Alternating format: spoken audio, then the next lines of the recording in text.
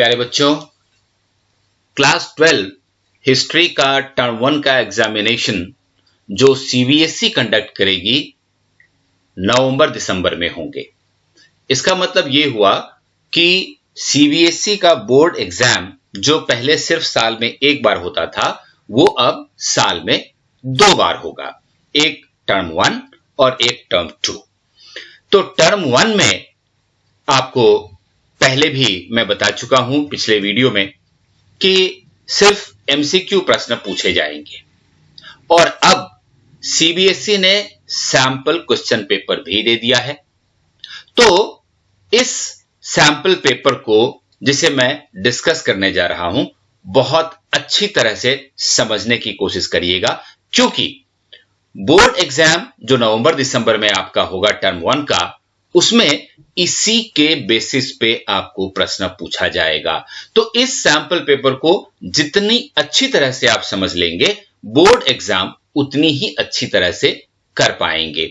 साथ ही इसमें जो कुल 60 क्वेश्चन दिए गए हैं, अगर आप इन क्वेश्चंस को अच्छी तरह से याद कर लेते हैं तो यह भी संभव है कि इसमें से कुछ क्वेश्चन आपको पूछा जाए बोर्ड एग्जाम में भी।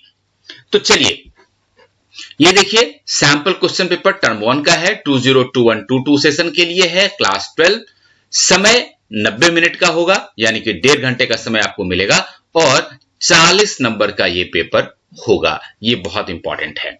अब देखिए यहां पर में, this paper has been divided into 4 sections. 40 नंबर का जो ये पेपर होगा टर्म 1 का, वो 4 सेक्शन में बटा होगा, ए, बी, सी और डी। सेक्शन ए में कुल 24 प्रश्न होंगे, जिसमें कि आपको 20 प्रश्न करने होंगे। सेक्शन बी में कुल 22 प्रश्न होंगे, जिसमें से कोई 18 प्रश्न आपको हल करने होंगे। सेक्शन सी, इसमें ये स्पेशल है ये सेक्शन सी, क्योंकि यहां पर 2 केस बेस्ड क्वेश्चन आपको मिलेंगे, जिसमें 12 प्रश्न होंगे और आपको किन्हीं 10 प्रश्नों को हल करना होगा। सेक्शन डी में 2 क्वेश्चन है, देखिए क्वेश्चन नंबर 59 एंड 60, और ये दोनों क्वेश्चन मैप बेस्ड क्वेश्चन होंगे, इसलिए यहां कोई ऑप्शन नहीं है और आपको दोनों ही क्वेश्चन अटेम्प्ट करने होंगे। सभी क्वेश्चंस के समान अंक दिए गए हैं और ध्यान रखने की बात यह है कि हालांकि ये एमसीक्यू होगा, लेकिन आपका कोई नेगेटिव मार्किंग नहीं होगा, यानी कि जितना सही उत्तर लिखेंगे उतने मार्क्स आपको मिल जाएंगे। तो ये एक जनरल इंस्ट्रक्शन था आपके लिए। अब चलिए क्वेश्चन पेपर को डिस्कस कर लेते हैं जो सैंपल पेपर में दिया गया है।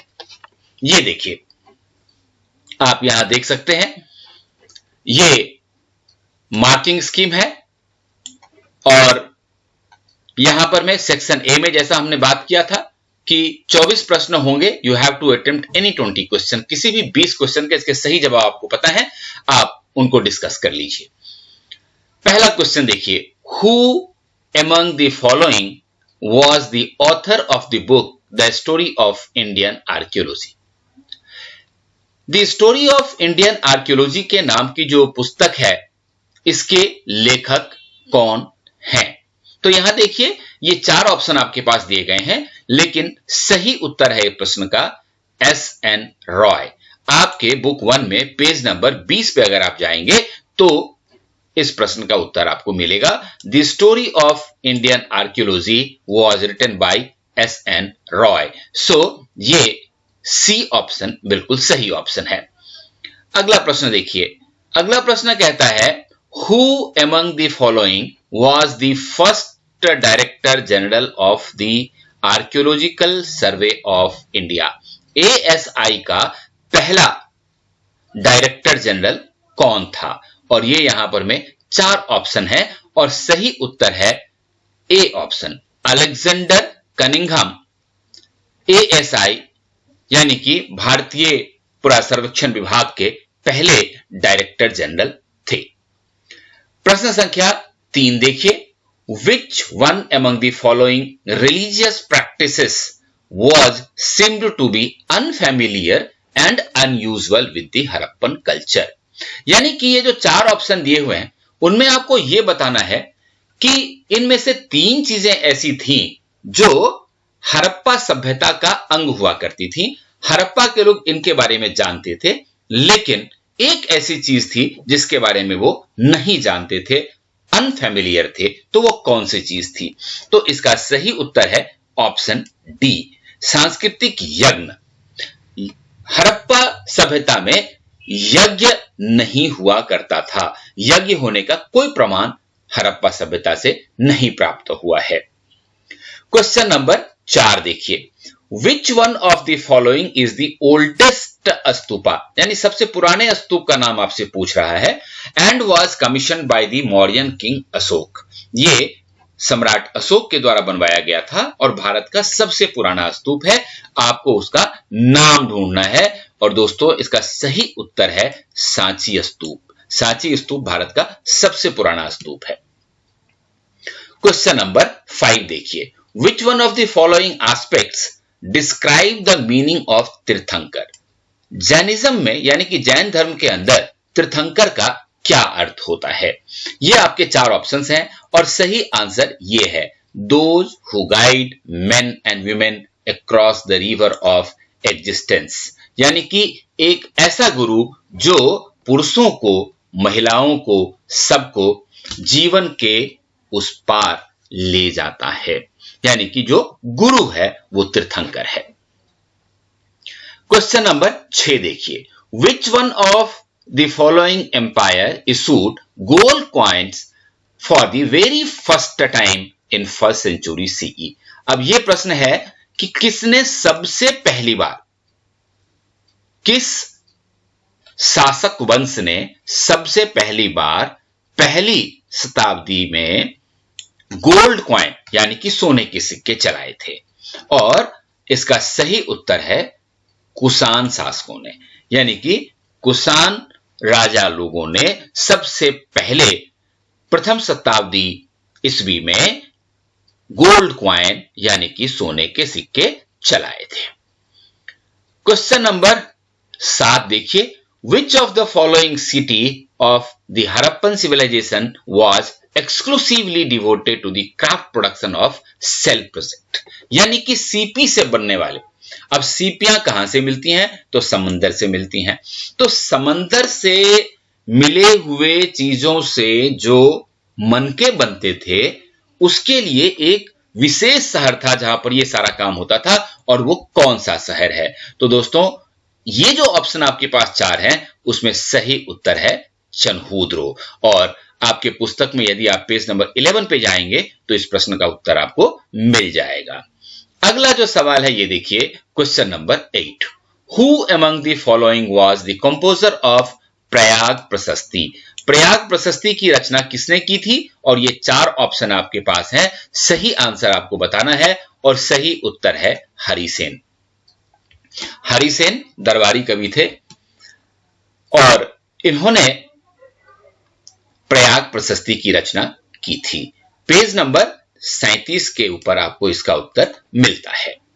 अगला प्रश्न देखिए, अगला प्रश्न कहता है, in the domestic architecture of Harappa there were no windows in the walls along the ground level.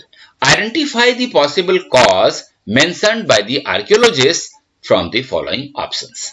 आपको पता है कि हड़प्पा सभ्यता के लोग जो घर बनाते थे वो ग्राउंड फ्लोर पे यानी कि सबसे निचले तल पे अपने घर की दीवारों में खिड़कियां नहीं देते थे।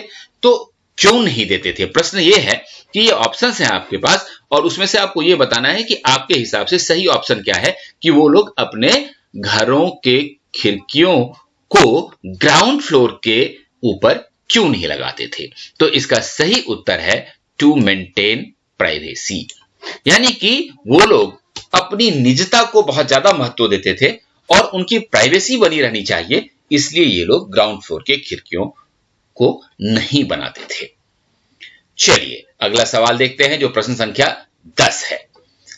The composition of the Mahabharata has been traditionally attributed to a rishi, identify his name. Mahabharata की रचना किसने की?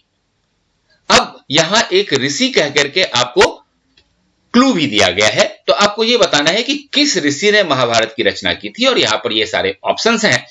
तो सही उत्तर है ऋषि व्यास ने। महर्षि व्यास ने महाभारत की रचना की थी, ऐसा बताया जाता है। क्वेश्चन नंबर 11 देखिए, who among the following travelled in Vijayanagara empire in the 15th century and was greatly impressed by the fortification of the empire। यानी कि 15वीं शताब्दी में कौन सा विदेशी राजदूत था जो विजयनगर साम्राज्य की यात्रा पर आया था और यहां के किलेबंदी को देख करके वो बहुत प्रभावित हुआ था।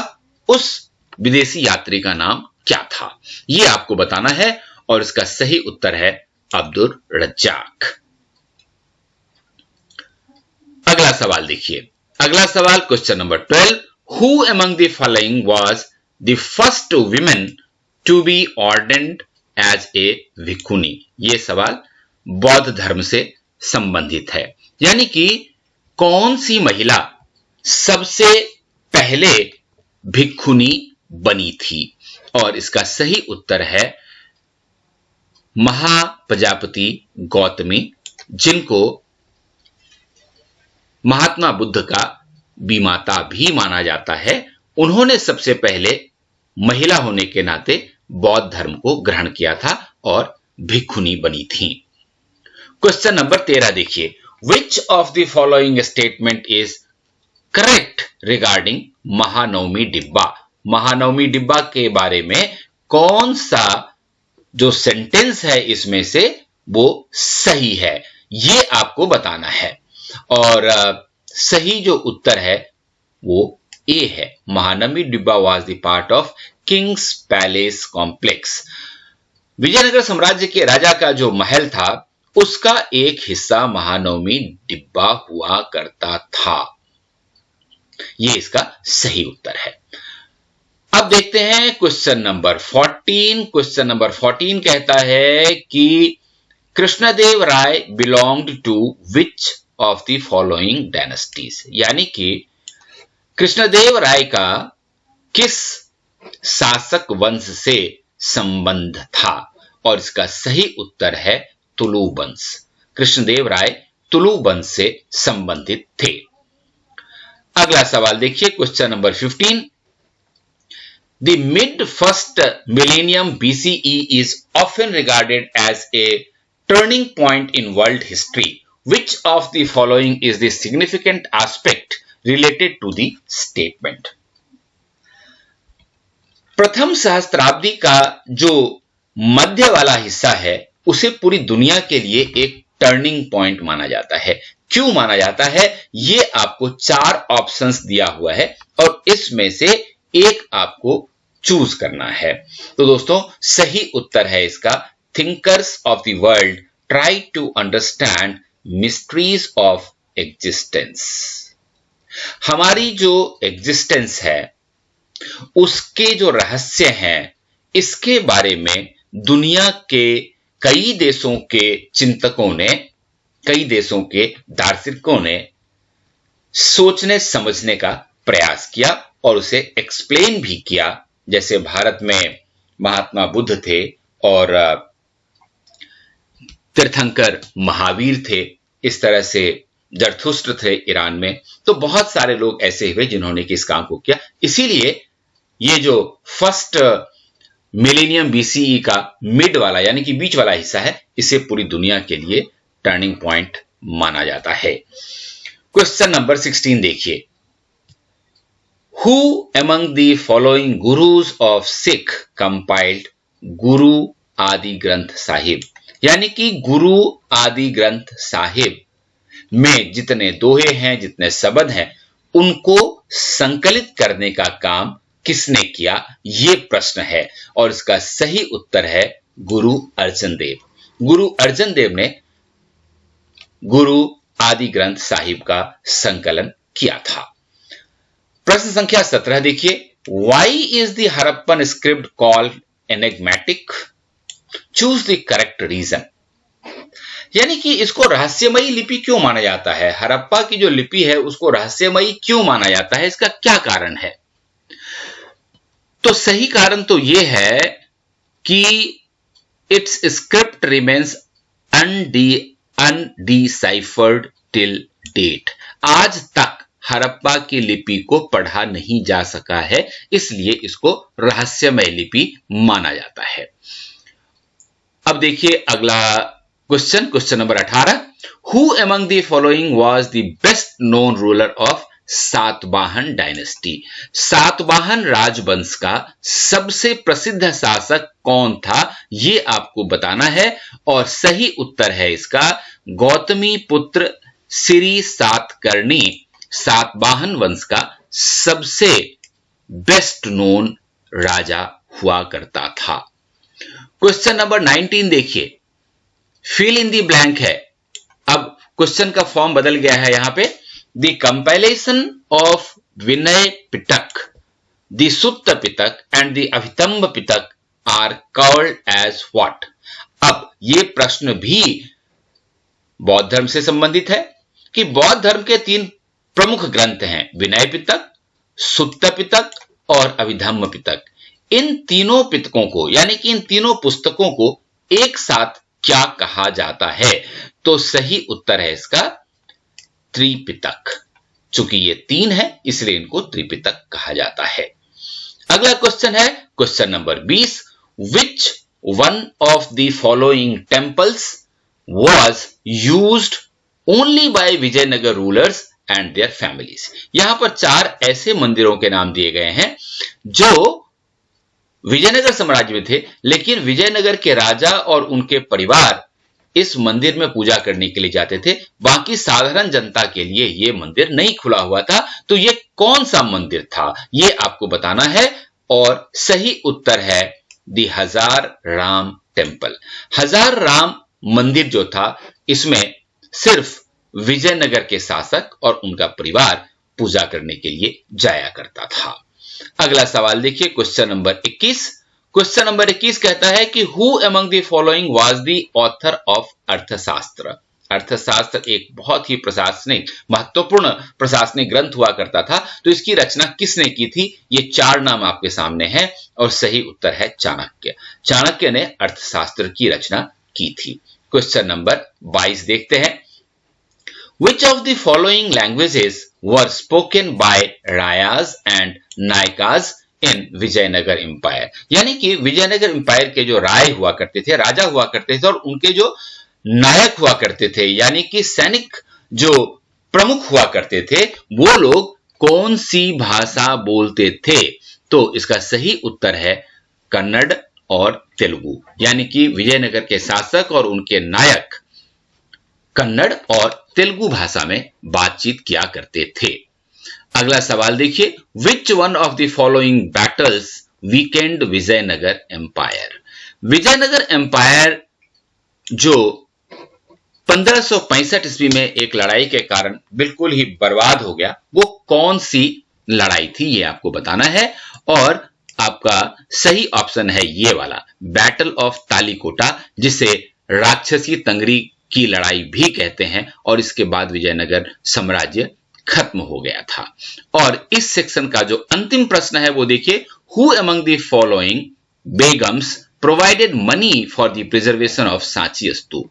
सांची स्तूप को संरक्षित करने के लिए किस बेगम ने पैसे दिए थे यानी कि धन का दान किया था? उनका नाम बताना है आपको। और ये आपके पास 4 ऑप्शन है और इन ऑप्शन में जो बिल्कुल सही उत्तर है वो है शाहजहां बेगम। तो दोस्तों सेक्शन ए के 24 प्रश्न हमने आज देखे। इनको आप अच्छी तरह से याद कर लीजिए और अगले वीडियो में हम बात करेंगे सेक्शन बी के बाकी प्रश्नों के बारे में। तब तक लर्न करते रहिए। All the best.